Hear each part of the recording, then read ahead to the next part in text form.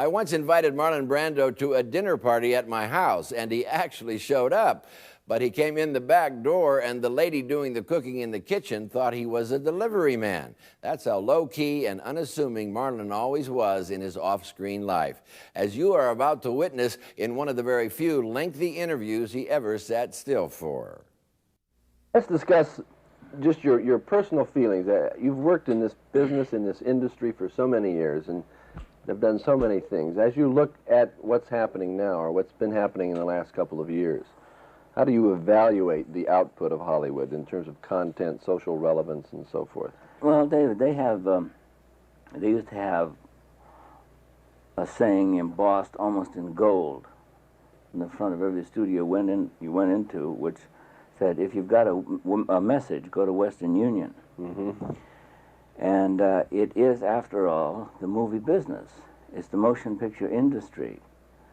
Am I bothering your focus by rocking back and forth? Okay.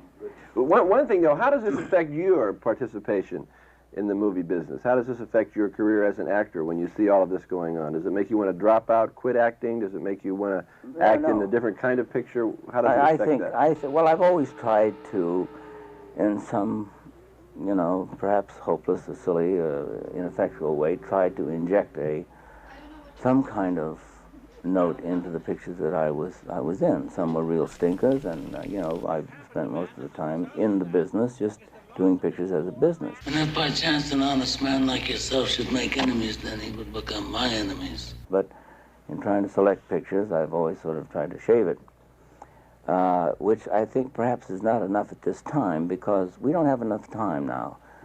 Population, the graph now of population is on an exponential curve.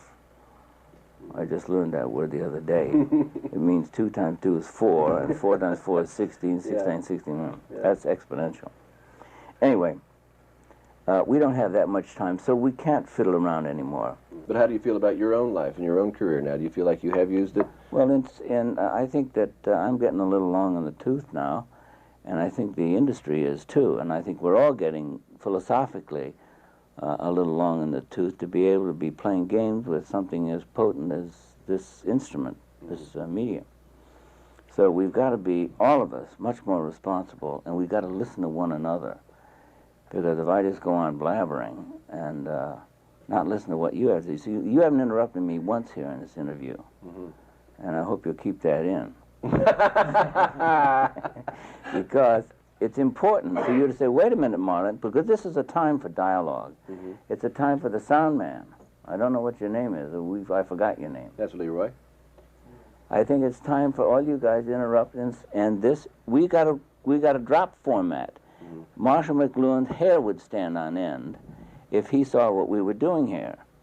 Because that's the thing we need to do, is to break format and to break formula, so that even while I'm saying something that you think is provocative and say, God, this is going to make a hell of a point in the show, or this is really interesting, we got him going now. The hell with that.